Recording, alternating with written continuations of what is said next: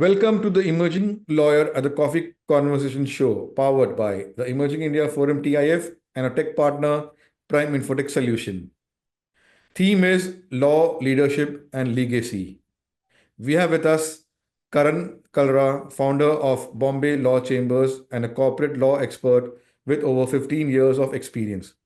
From leading marquee transactions across sectors like technology, healthcare, and financial services to crafting innovative regulatory frameworks, Karan's career is a testament to versatility and vision.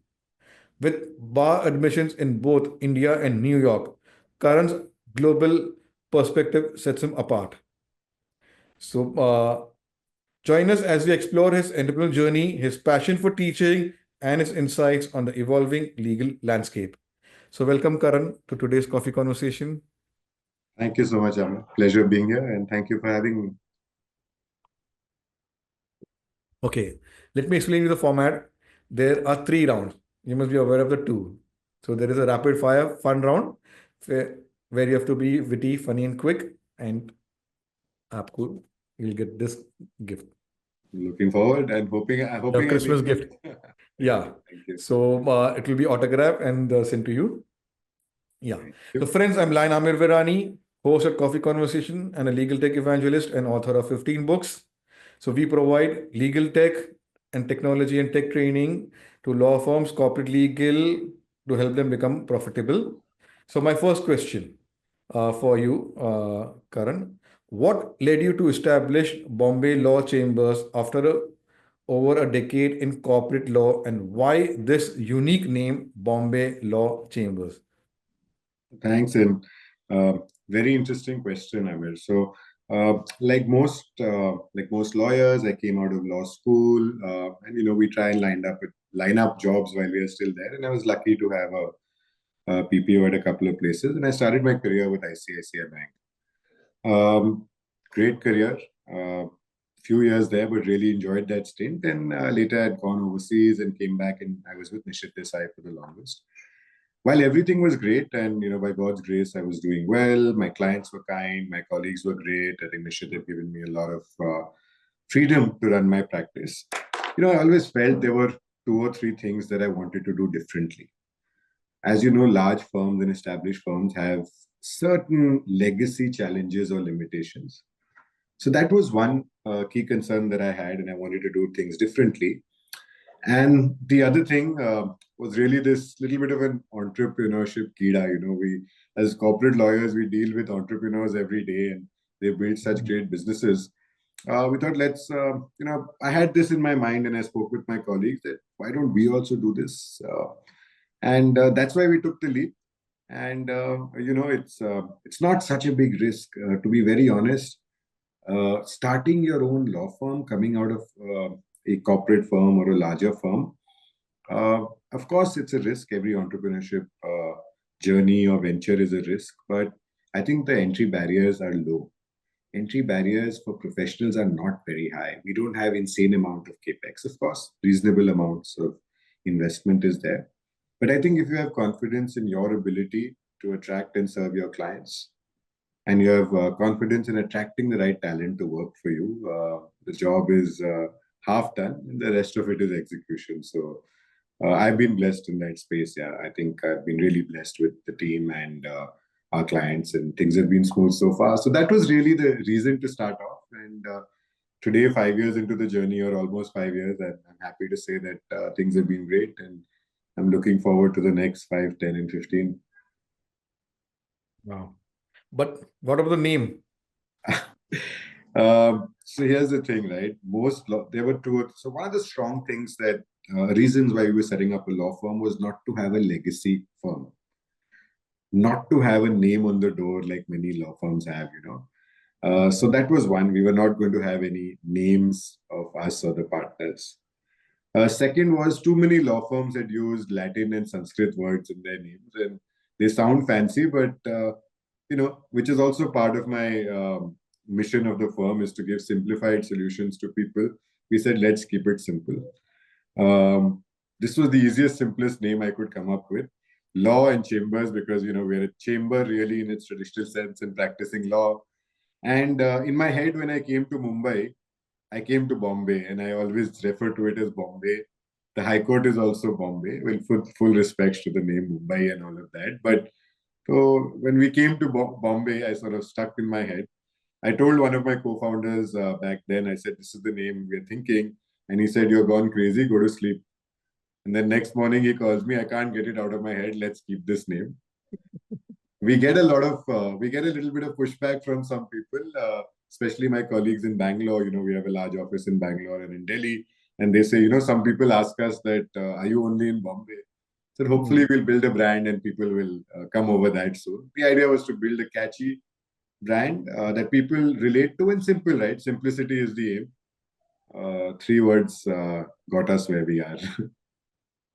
No, I'm seeing a lot of apna with my coffee speakers, those who have taken the entrepreneurial journey, they have come up with not naming by the partners or the founder's name, like this Burger Law, then Bridgehead. So many names I can go on ke bhai, they have the stories what why they came up with these names, because I ask people, not only startups, wherever I get to know, okay, why these are all unique names, so there must should be a story behind coming up with such unique names. So it has to be covered to what do you say, entrepreneurs out there think for a name which resonates and people will remember, like how you said, are you a Bombay based only firm? So these all curiosity questions people get harmed, and people then come to you. Okay, yes, Bombay Law Chambers. So So अपना ये रहता है, something wrong right भी हो जाता है. true that. Okay. So Karan, how does your expertise in sectors like financial services, technology, and healthcare shape your approach to client engagements? Interesting, very interesting question, Amir. See, as a firm, we always believe in business first, right? We have to accept that when you practice corporate law, advice, even when you're doing advisory, until and unless you're a judge, right, then your role changes. Your role is to better understand the need of your client and to give them a simplified solution and get them to the end, whether it's structuring, whether it's negotiating a transaction, or any of these. So, if you take industry first, if all of us as partners can understand the industry and the business of a client, your product delivery is much simpler. If I'm going to sit there and say, listen, I'm a lawyer, or this is how things happen, this is how things happen, it's very tough to, this is market, this is standard, it's very tough to sort of get things going. I think the answer is always to curate and put industry first. So I'm not an expert in any of these industries. Yes, I've worked a little more on the legal side in these industries versus others. But the idea is to understand the end commercial objective. And the commercial objective of even a simple raising funds for a tech founder and a pharmaceutical founder is not the same. Yes, everyone wants to create value, but how? How will it be done? How can you advise? What are the next steps? I think understanding industry makes a big difference. And I think it's a big differentiator we as a firm have been able to create, where we understand industry and business, or at least try and understand industry and business more than what I think the norm is. Again, some of my peers are doing great work, and most of these guys are fantastic. But this is just we believe, a little bit of our differentiator. Wow. Okay. So my next question, with expertise in cross-border transactions, how do you manage the complexity of international regulatory frameworks? No, this is interesting, and to as lawyers, I'll put a disclaimer first. We practice Indian law. We don't practice law of other countries. But the idea is to be able to understand, right? At the end of the day, most transactions are going to be one way or the other cross-border. Even if you're doing a simple, let's say, India-only transaction, the aim of that business will be to sell globally or grow and become global. The idea is not to know and every single law, but the idea is to be able to appreciate it, to be able to fit it in a package, and to be able to find a solution that marries two ends. So it's more of appreciating and understanding different laws. We work with experts in different jurisdictions to get their bit. And a bunch of us in the law firm are also qualified in certain different laws. You mentioned kindly in the introduction that I'm New York qualified, so are some of my colleagues, some of them are UK qualified, etc. It gives us the ability to appreciate laws more and more. A little trade secret lies in the fact that laws are not very different in a lot of countries, Yeah. especially in common law countries. The principles are largely similar. So your ability to appreciate is easier. Of course, the nuances are very different. And we find our way and through that. But the idea is really to be able to appreciate and then put the pieces of the jigsaw together. Wow. So let's get to your some experience working on a particularly innovative transaction or regulatory structure. Karan. I mean, if I tell you the most innovative or regulatory structures I've done, I won't have a job. Confidentiality is Yeah, yeah. extremely No, important in whatever, what we do. But whatever you can share, which no, will of be course, for public consumption. no, absolutely. I mean, I was saying that more in lighter vein. I For know, I me, know. each transaction is unique, but two or three things that come to my mind, both as concepts and specifics.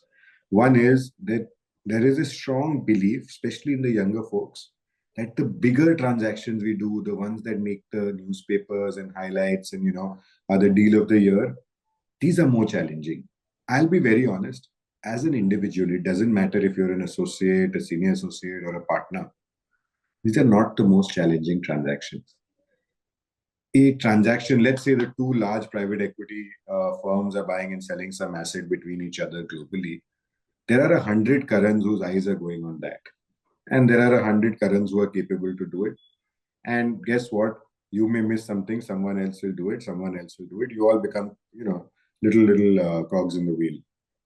But smaller transactions, dealing with startup founders who don't know better, I think those are situations that sort of bring out the best and really need to deliver better and are more complex.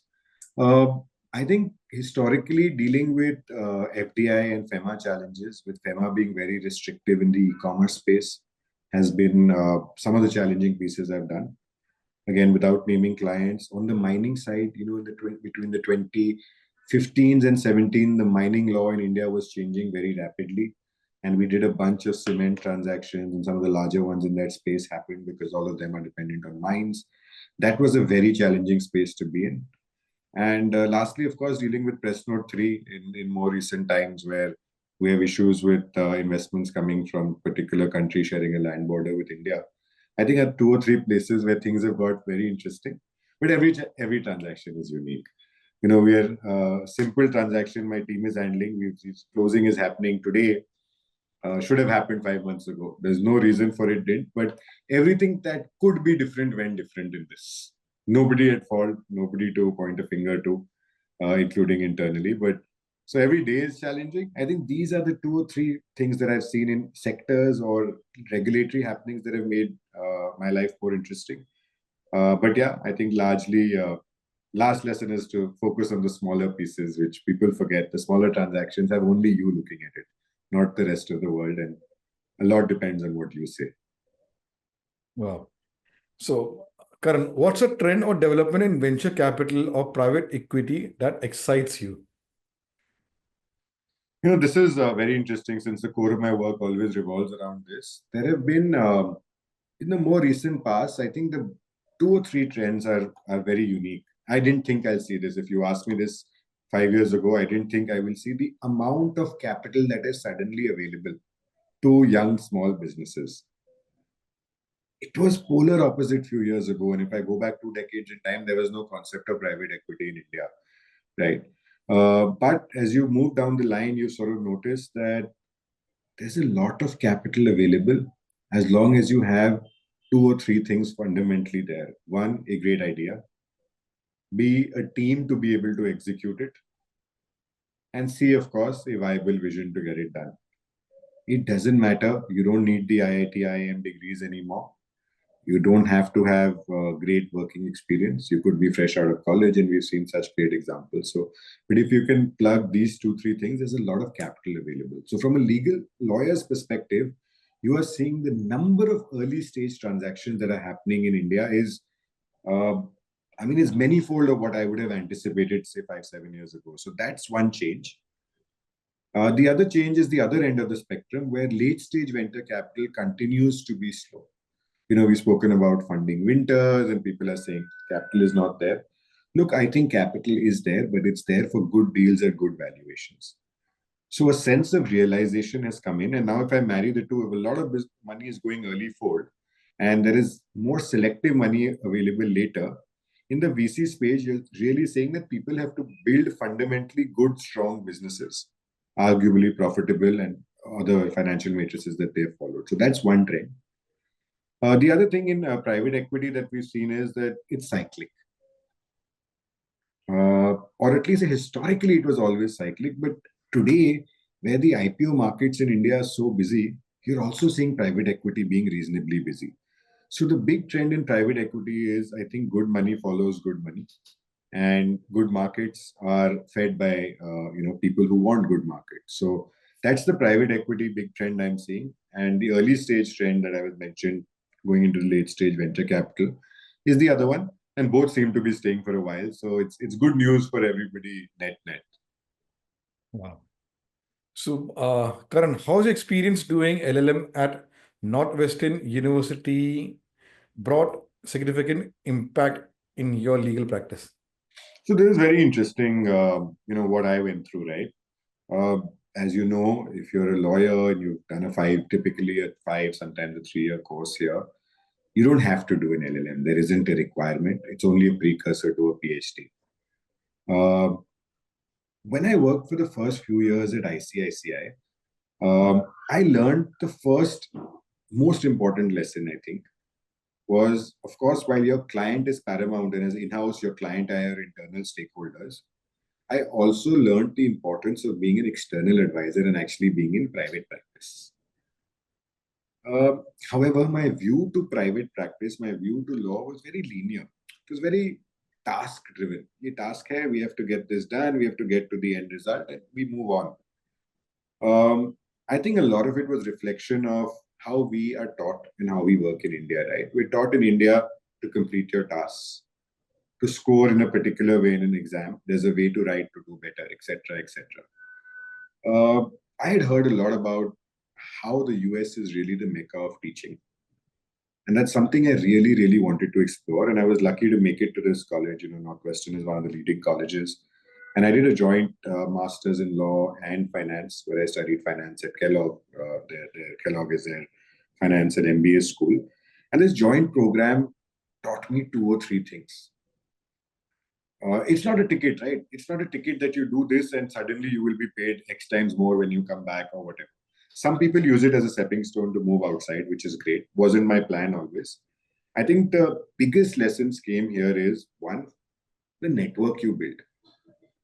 If I had to look back and do something better, I would have said I wished I did my master's after 10 years of working and not just 2, 3 years of working, right? Because you carry your network, and your network really defines the kind of respect you're commanding from other people in the profession, and of course, your ability to leverage on it. So I think the network, the friends I made there, the network I developed was huge. It's a global network. It's lawyers across countries. And, to your earlier point, Amir, also helps me addressing finding the right people to give me perspective on regulatory situation the world over. But the second was, how do you approach the law? For me, it was a big eye-opener where when you went to class, you were not taught, but it was only a discussion. You were given a few hundred pages of reading before you went to the class. You'd all read the material, but that class was only to discuss different perspectives on it. And therefore, I really learned that, look, the law, application of the law, finding solutions, not just doing tasks and going beyond what, going straight and going left, but finding the right path to get there is what I learned there. And thirdly, what I learned with this whole conflux between the law and the finance side or the MBA side there was the business of law, right? We have to accept that all of us, and especially if we are running a firm, we're in the business of law. Of course, we're lawyers and we deliver. My product is law and legal services, but I still have to run a business which is a law firm, and really taught me how to integrate the two. And that sort of, I think, was the big learning. So yeah, it's helpful every day. Like I said, I wish I went a few years later if I had to find a fault, but it was probably the greatest 1 year of learning, if I had to say, which was the one greatest year. I mean, I'm blessed to be from a lovely alma mater. You know, I went to Columbus in Delhi in school. I went to Simbi and did the 5-year program there, which was great as well. But yeah, the 1 year impact on education, this really opened up how I look at things and also made me think that, am I really a lawyer? Am I looking internally and figuring out that, yeah, does this really excite me or am I doing a job? So couldn't have asked for more from that program, to be honest. Wow. Okay. My next question.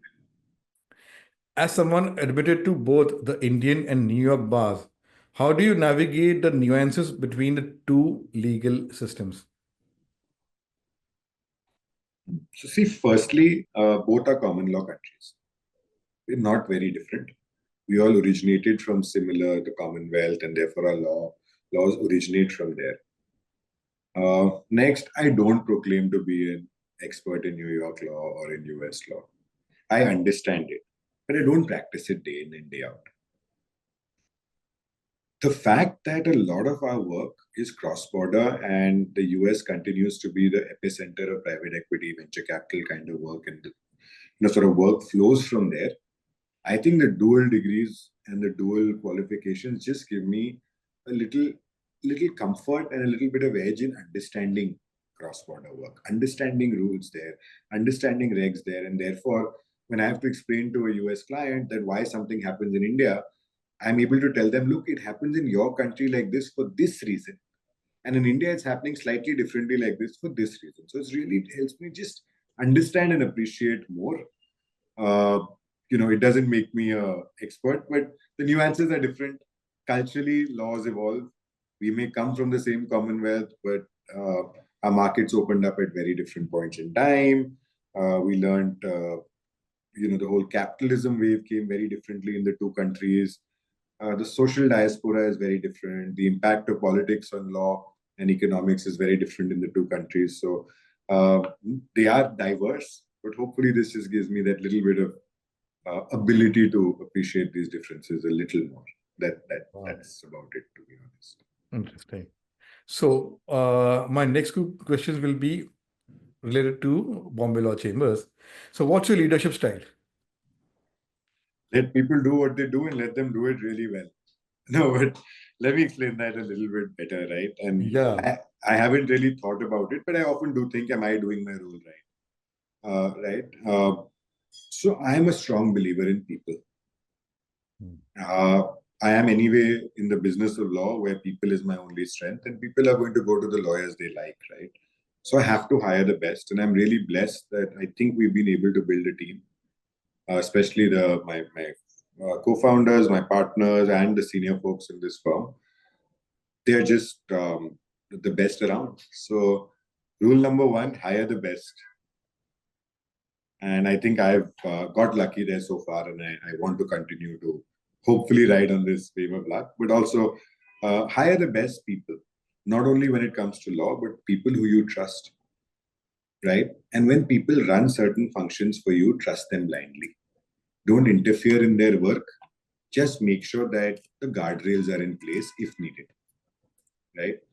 So let people, if there is a partner and there are partners of mine who handle finance, let them do it. It's not my job to get into it. It's my job to understand the matrix and to see how I can help them deliver their stuff better. Similarly, on the practice side, if my tax partner, there is no way that I can practice better tax than him. He's a leading tax lawyer in the country. I have to make sure that am I giving him the atmosphere? Am I giving him the ecosystem to deliver best? So hire best, make sure there's a vision, overall vision that everyone is driven towards.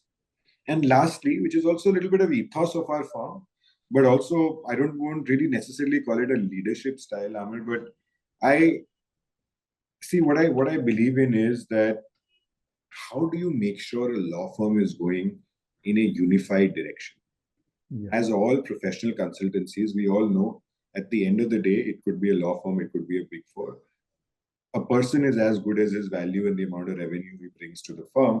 And then everybody gets together and it's a sum of parts. But that also drives people to sort of drive in their own direction, everyone to do their own bit. Uh, it's unfortunate in India, you've seen law firms competing with each other internally. You have two partners of the same law firm, so often reaching out to the same client. And these are fears I want to be away from. So we said we are going to build a single equity partnership. It's easy in early days, and the challenges are getting tougher now, and they will. But we are a single equity partnership. So for all practical purposes, we run like a corporate. And everyone has the same end goal. Everyone is profiteering if practice A is doing well, whether he or she practices practice A or not. And similarly, if C is not doing well, everyone is hurt by it, right? So we're trying to build such a practice where everyone is interested to run the whole firm. There are great examples of that, of course. But again, it's my philosophy of trying to keep people together and have a common goal. And I'm hoping that that can continue. Expectation management is a challenge, but if you find the right people, I think that sort of falls instead. Wow, beautifully. So I'll dedicate this episode to law firm management and entrepreneurial Kida. A lot Fair of enough. insights. I'd be Beautifully, happy you to. are sharing lots of insights. Okay, those so I'll be at my end. I'll keep it for the end. My last question, which is Sure. also related to your law firm vision. What's your vision for Bombay Law Chambers in the next 5 years? Okay, so I will put this in two parts. And I learned this from my previous boss, and he said, look, the vision of a firm is something you should really mean and not just write some pages on your website and be happy about it, right? Yes. And we said, what are we building? We'll build a law firm where we'll only do things that we are really good at. We're not going to do random things. And therefore, we said, look, our vision is to be the go-to law firm for the investment ecosystem and give superlative value to your clients. So fairly simple. अब ये सब करते हैं.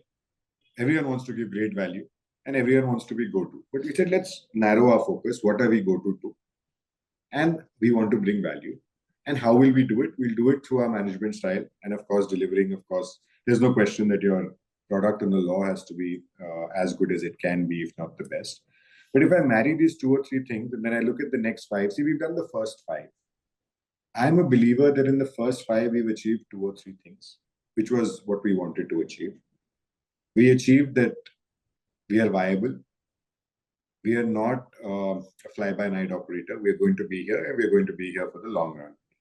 I think we've achieved that. I think we've achieved some repute for our name in the market. We are recognized by all the directories. Our clients have followed us. They want to work with us. We're being able to attract clientele across the board. We're getting touch with the clients we want to have. So that's done. Step two is very important. The next five, and the first five was there, is where should this firm be at the end of five? And there are two ways to grow this from here. We're about 50 odd lawyers today. We could grow it inorganically and add good practices and pieces, or we continue to grow largely organically, and of course with the right additions here and there. And we're choosing the latter because we want to remain unified. We want to have one vision. We want to have one focus. We want to have one book. And I hope we are not more than 75 to 80, 85 lawyers by then. Maybe we'll be 100, I don't know. But I want to be in that space, grow steady. It's time to steady the ship. What we know we are doing right, we are going to do better. We're not going to experiment much. We know this works, and it's the years of execution. Formative years are done. These are execution years for us. Wow. So now, Karan, what got you interested in teaching and public speaking, and how has the journey been till date? So, public speaking is an easy fit. Yeah. All lawyers like to speak aloud. They like their own voices. They like to be heard. But I think it's also important because, your client is relying on your spoken word a lot. Yes, your written word matters, but if you speak well, you'll write well.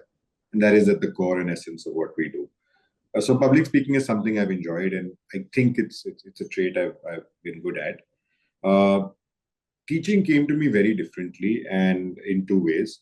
My mom was a teacher, so grown up, I've always seen teachers around me. But I think the importance of what is teaching, I learned again when in law school and then when I went overseas. Very early in the day, I took a guest lecture, 2-3 years in the profession.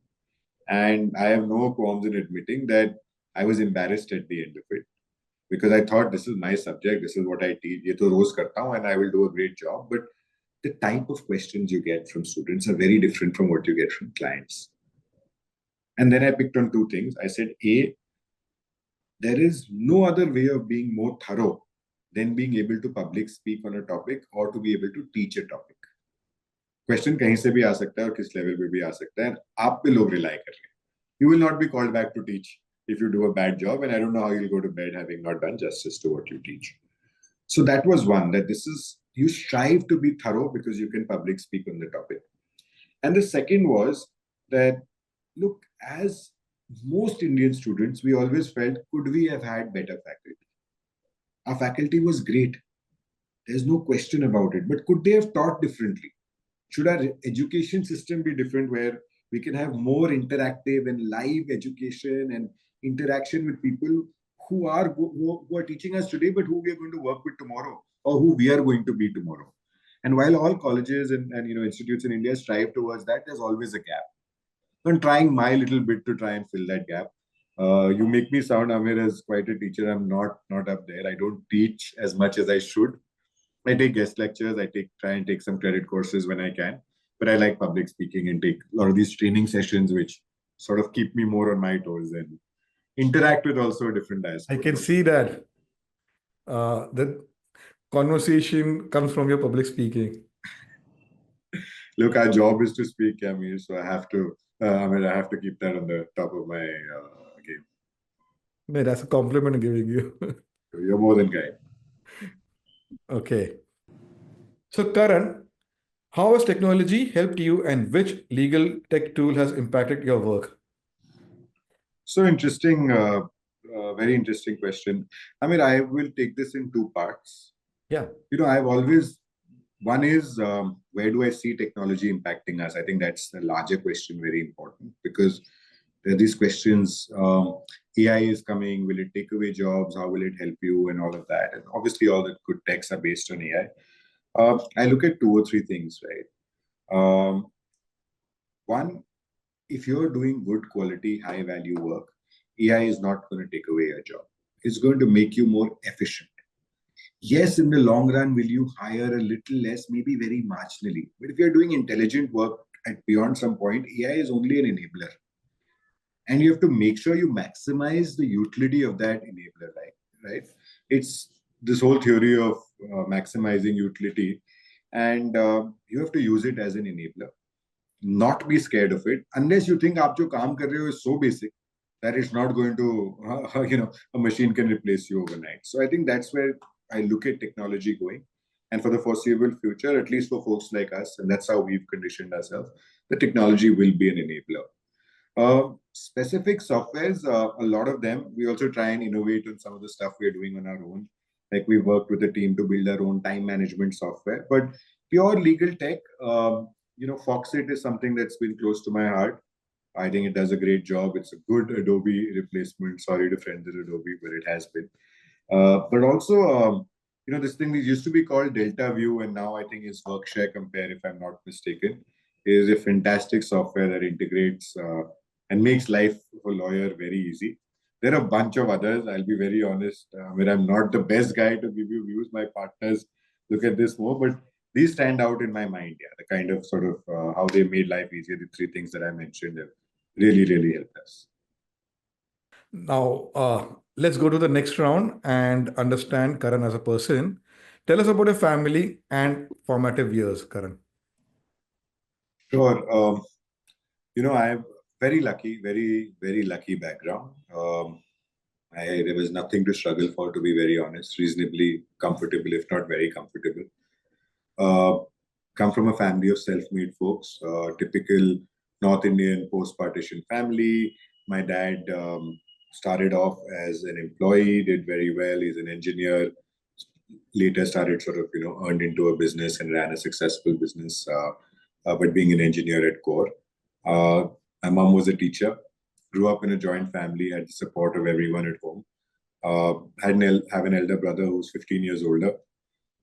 always been my inspiration. He's one of India's leading business and founders that India has seen. So I have a lot to learn from him as well. And in a very inspired and inspiring sort of background I had, I don't think there was an option to come second. When I say that, it doesn't mean that you can't come second, but you had to excel. That was the expectation. But more importantly, they let you decide where and how you want to do it. I think they gave me all the options. Yeah, my folks were more than kind. They gave me the ability to choose what I want to study, where I want to study, and how I want to do it. And they've been always more supportive than I can even imagine about everything. And so that was early formative years. I mentioned earlier I went to St. Columbus in Delhi, one of the finest schools. I picked up the finest of education and friends there. And later did my law 5-year program at Symbiosis in Pune, which really taught me how to be a human being. Yeah. Come out of home, you're a little child, and now you're an adult thrown in the sea, figure out your life, where you have to stay, what you have to eat, and study and build a career. So both things were extremely rewarding and thankful. And we've also built great friendships along both these journeys. And of course, after. No questions asked. I met my wife in law school. We of course hung out later and got married later, but she's also a great inspiration for me. I know you said formative years, but there are two stages of your formative years. No, one is when you're growing up, and one is when you grow up as a human being. And I think she's really helped shape what I can do. She's also a very successful lawyer, but one of the most balanced and I should say completely rounded human beings, and I've learned more and more. I learn more and more from her every day. Wow. So, Karan, how do you spend your weekends when you're not solving corporate legal puzzles? Uh, Weekends are fun. I love playing sports, so I'm trying to play as much sport as I can. Of course, lawyers don't sleep. We have to work weekdays, weekends. But apart from that, my downtime is either playing a sport, watching sports too, but playing first. Time with my daughter. I have an 8-year-old, and she's the apple of my eye for obvious reasons. So we try and spend as much time as we can together. And I love to travel. So whenever given the chance, wherever I can, I like to be out there and travel. Have some hobbies, enjoy a little bit of amateur bartending. I enjoy riding motorcycles. So try and follow that time. But you have to choose your hobbies as you have less and less time. I think my prime, I think most of my time definitely goes with the daughter and around her and trying to play some sport. Yeah. So, for 2025, which city you like to go with your daughter? Oh wow, enough and more. Yeah. I think she's old enough now. We did a safari last year together, so I think she can do a trek. So I'm hoping we can do a trek together. So more than a city to do a bit of that. But I'm also, while I think I feel blessed to have traveled quite a bit, I've barely traveled in the northeast of our country, and I really want to do that. I think we haven't done less, and would love to do it with her if I can. Wow. So, let's go back to your days at Northwestern University. What's your favorite memory from there? Lots of favorite memories, including bearing the cold in Chicago, but also a learning memory was a very interesting one I have actually. I was taking a class on entrepreneurship, and all of us would bring back our ideas, we would discuss, we would formulate them into business plans and do a lot of the technical stuff. Uh, but we were told on day one, nobody introduce yourself. And while you talk about your business plan and think, don't tell us what you're really doing. And when we did our introduction on the last day, the one gentleman in this class of 18 people who never spoke, he barely spoke, didn't give any answers. They asked him for his background. Now, please note this guy is taking an entrepreneurship class for MBAs or whatever you want to call it. And he stood up and he gave his name. And they said, what do you do? He says, I was thrown out of undergrad in Northwestern because I couldn't complete it. And then I was not paying attention. I was doing different things. And then he built a brand for popcorn seasoning, America's largest popcorn seasoning brand. So while he was sitting in that class, he was worth $500 million. But he wanted to come back and do a class at Northwestern and do it. And he says, my business plan is my business I built, and this is what I did. So what an experience, right? You sat with a guy for a year in a class, no idea what he does, or rather a semester. And we had folks like that to learn with. So memory I'll never forget. this is apart from all the fun times and making great friends and all of that. But that was something I'd probably never forget. Yeah. So, Karan, if you could swap career for a day, what would you choose and why? I've never thought of that. For once, I'll never want to say I want to be PM for a day or I want to be Elon Musk for a day. They have enough in their hands and more, and I don't want to be in that position for good or bad. Um, I want to be I think I'll want to be a doctor, and a doctor in an emergency room. While the pressures will be the highest that anyone can ever see, I think it'll be the most humbling experience too. Or maybe just be an assistant there, and a ward boy there will be very useful to do. We'll do that. And on the fun side, I don't mind being someone really famous for a day. Yeah, I mean, be in Taylor Swift shoes for a day could be fun too, and look at that. But I think something like this that would teach me a lot. I'd pick the ward boy over that. Beautiful. So, Karan, do you have a favorite legal movie or any book or show that resonates? Actually, not. Yeah, I mean, I know that definitely reading a lot of John Grisham in my early days led to my decision of being a lawyer. I don't think there's any look. I wouldn't look at it differently, but not particularly any movie or show. Yes, I'll tell everyone. Everyone has seen Suits. Suits is not real life. You're going to have one of those moments in your entire life ever, maybe or maybe never. But a couple of books.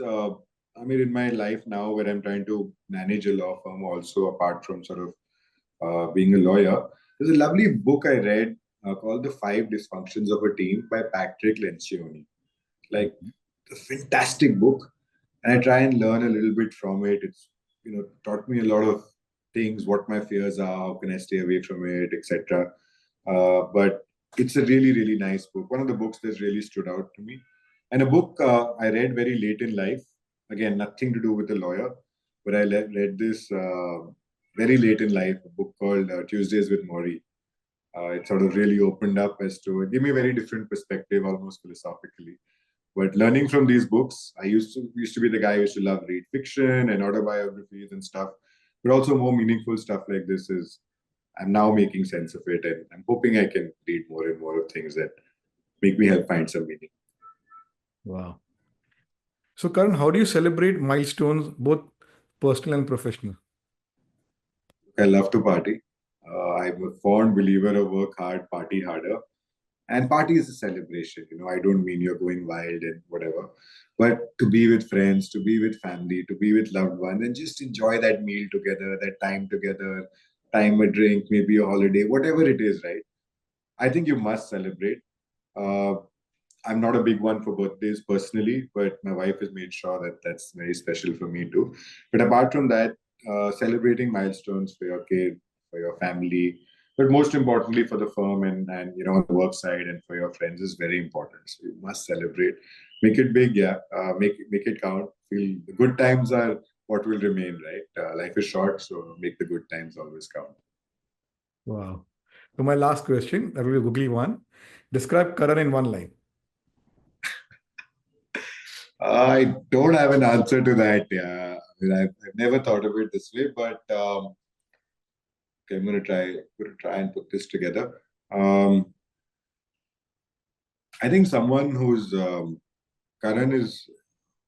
I want to be. Can I change that and say who I want to be remembered by, or I want to go back? Yeah, I would Yeah, yeah. love to be remembered as someone who was there for everyone when they needed him. Be sort of the go-to person for people when they needed me. Not necessarily his profession, not necessarily for friends, for family, but just that I've been able to be there for folks is what I'd like to be known for. But I never thought I'll be asked something like that. I will describe yourself in one line. So I'll try and think about it and get back to you someday on that. My last question, which is I'm getting the Kida type. What legacy would like to leave behind? Hmm. Personally, I think I told you exactly. I think my previous question was exactly what I want to leave behind.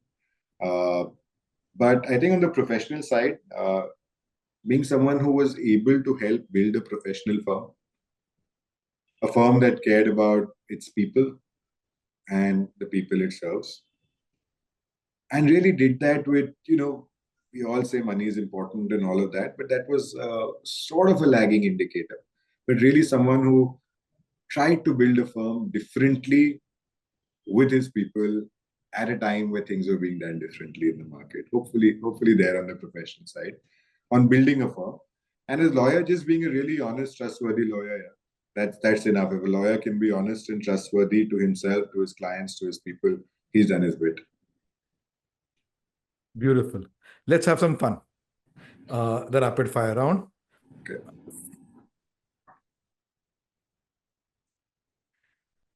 Your go-to comfort food. Rajma chawal, tandoori chicken. Favorite sport. To play tennis, to watch cricket. Wow. Okay. Favorite place from New York to visit. Sorry, favorite?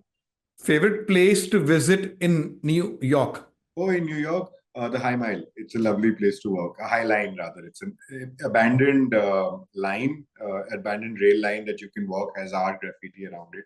Any day, it'll be the High Line. Wow. New York bagels or Mumbai street food? Mumbai street food. Wow, yes. Any day. Any day. Okay. One word to describe your journey so far. Fun. Fun. Nothing else. It's always been fun and it'll always be a lot of fun. Wow. Okay. Tea or coffee? Neither. I don't drink tea or coffee. I have a bad throat, so hot water today. Okay. Your favorite color? Black. I'm a lawyer. Has to be black. That's why I like your black combination. It's really. This one's blue. I think the colors got it, but yeah, for me, black always. Black. But yeah, Zoom पे मुझे black आ रहा है. That I know. नजदीक आ रहा है तो blue shade है. I think lighting थोड़ा ऐसा है. Yeah, but the combination of ये black t-shirt is everything looks like you're ready for a party. Should be ready in all modes, no, always. Yeah. So this is your gift, Christmas gift, which will be delivered, autographed. So nice. And friends, yeah, it was a lovely conversation having with Karan Kalra, his, what do you say, entrepreneurial Kira, how he migrated from working in a law firm, corporate legal departments, and his journey as an entrepreneur, then his journey in LLM. A lot of insights he has shared about how law firm management and team building. Watch this episode. You'll get a lot of insights who want to set up their law firms and vision building, which he has said not to be written down, but to be practiced and have systems in place. And he's a people-oriented person. So watch this episode. You'll get a lot of insights like this. There are over 300 plus episodes on the Coffee Corner Show YouTube channel. Do subscribe. You'll get a lot of insights watching them with different speakers. We have got international speakers also, AI visionary, industry gurus, like we did recently with Wes, who founded Delphi Internet Corporation. So if you want to be featured on the Coffee Corner Show like Karan, visit our website, the Emerging India Forum, or social media handles. Our team will connect with you, invite you to have a cup of coffee over coffee conversation. So Merry Christmas and Happy New Year. We meet again with, but our journey till 31st is there, 2024. So we have a lot of good other speakers to be covered, and 2025, a lot of things to be look forward to. Thank you. Thanks. Thank you, Amit. Thank you for having me.